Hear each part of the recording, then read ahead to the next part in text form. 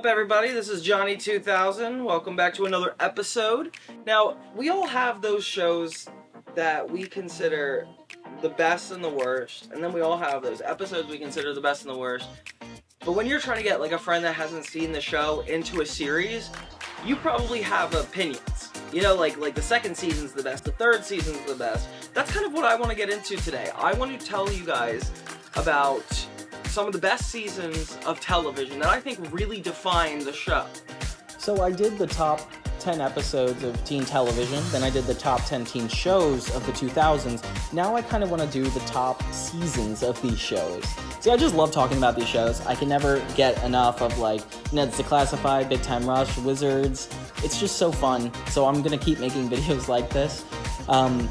Similar to why I made the last video is like, you know, the episodes as an art form, you know, the 10 or 20 minute like moments in time of these shows was a lot of fun to kind of give them a space to be judged on that on their own.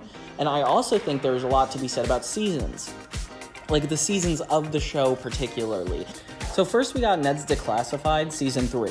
So season 1 and 2 of Ned's Declassified are great, very establishing, and most shows I would say their first season could sometimes be their best, but I definitely think Ned's Declassified got into the nitty-gritty of the most interesting themes of the show in season 3. Like in season 1 and 2, like they got to do first day, lockers, like all the topics that you would associate with, you know, being with this middle school show.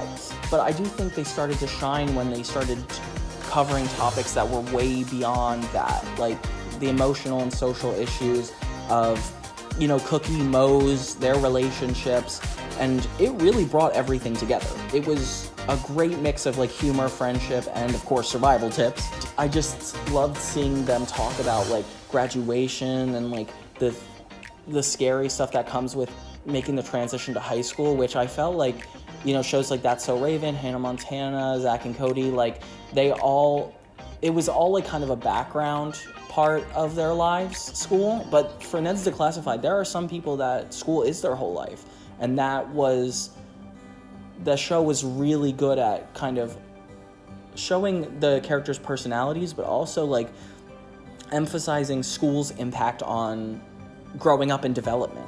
It was the perfect wrap up to one of the most creative and helpful teen shows of all time, and I definitely love it.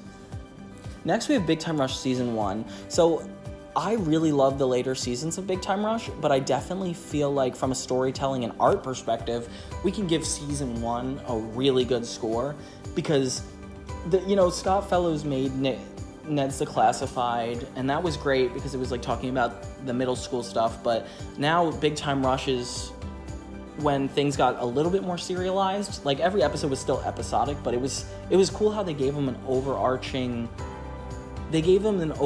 plot of like, okay, they need to make their first album. And this is like such a golden season 1 trope of like, okay, the very main goal that you set up in the pilot also finished by the end of the season.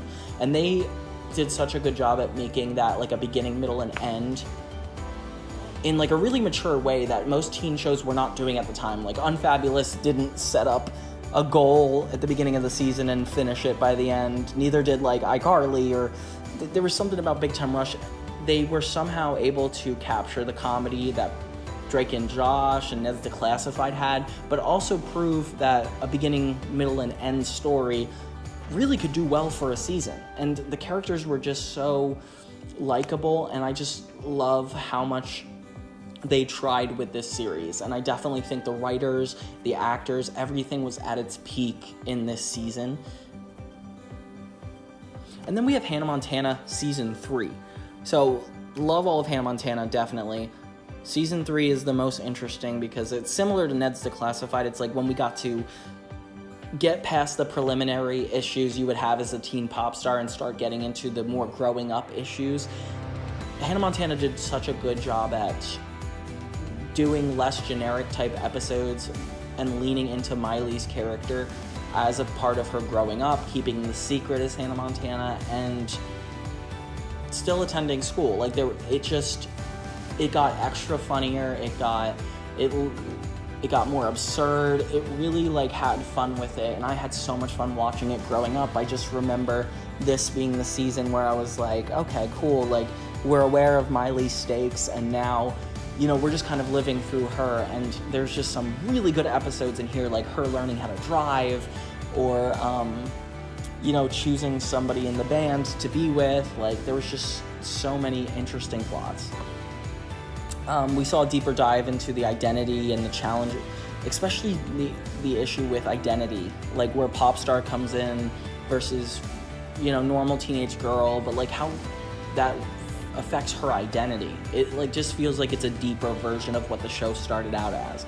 And plus, all the songs were the best in this season. That's my bias, but it's true.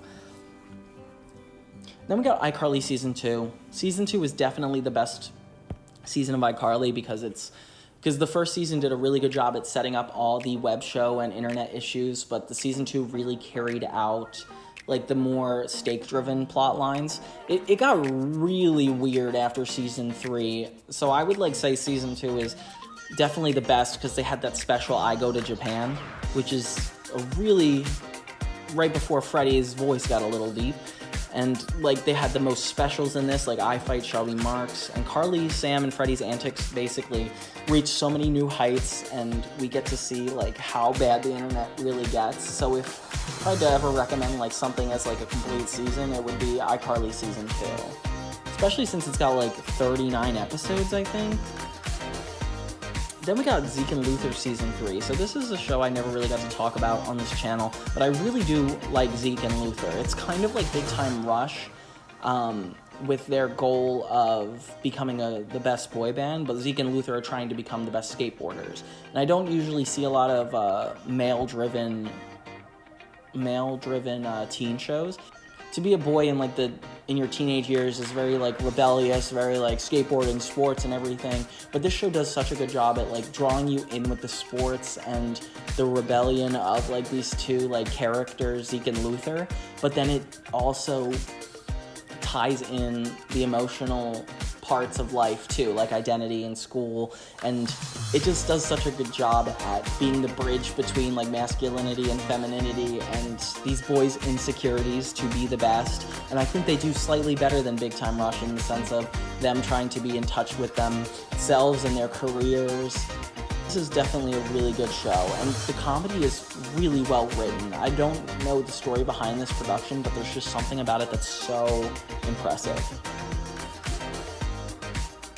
Now we got Zoey 101 Season 2. So Zoey 101 was very interesting. I definitely think Season 1 was a little bit of like a, you know, they were like missing a lot. Like it was good to set up the world and everything, but with the characters moving around, it felt like it didn't really hit its stride until the second season.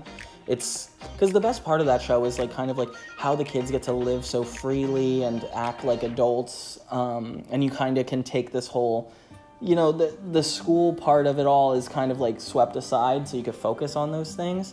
And they were just so focused on the drama that this show really brought out in this season, like Zoe's relationships and how people relate to one another. It just gets a lot more intense in this season. So I would say like Zoey 101's best season is Season 2. Then we get to True Jackson VP Season 1. That is the best season of True Jackson's VP is definitely Season 1.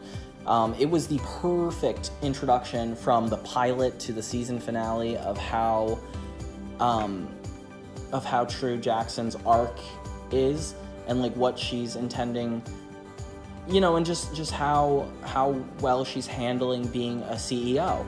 And with, you know, like with, it's so fun to watch her interact with the boss and then Amanda and then also her friends. Like Season 1 is just like really captured me at the time when the show was new, and I definitely look back and love that season the most. It's so fun to watch like a workplace setting go like crazy with this like kid in it. Then we got the Sweet Life of Zach and Cody Season 2. So Sweet Life of Zach and Cody Season 2, that's another one where it's like the first season was really good, but it didn't really hit its stride until the second season. Because, you know, they were so focused on this hotel idea, and I feel like at season 2, they gave themselves permission to lean more into the characters outside of the setting. And, you know, Zach and Cody are just so good as like, those Drake and Josh type characters where they're, like, kind of against each other. Their dynamic is just so interesting aside from the show, and I feel like the writing was definitely one of the most memorable seasons of the 2000s. Like, you can ask anybody, and they'll always remember Sweet Life. And I would argue that, like, some of the best episodes and well-known episodes were in season 2. Then I want to end with Sunny with a Chance. Sunny with a Chance definitely had its stride with season 2. I loved the first season because it was like Sunny getting involved in show business and like kind of how it relates to her dream and her getting over that. But season 2 is like when it kind of, you know, like some of the shows are really good with their introduction seasons, like True Jackson and Big Time Rush. Like, it's really cool to watch them start out. But in this instance, I definitely think it's interesting to watch where they're going, especially like with Sunny with a Chance. The main plot point is the relationship dynamic between Sunny, her castmates, and Chad Dylan Cooper, and they leaned into all of that for the second season, and I just love watching the sketches. It was like relatable. I definitely think Sunny with a Chance season 2 is the absolute pinnacle of teen television. Oh, and they had so many good musical numbers that they actually did not have to have. Like, Don't Wear the Pants. Yeah, that was really interesting. The comedy was on point, and the character development added so much more depth to what made Sunny with a Chance such a fun show to watch. Thank you guys so much for watching. I appreciate it. And don't forget to subscribe to Johnny 2000.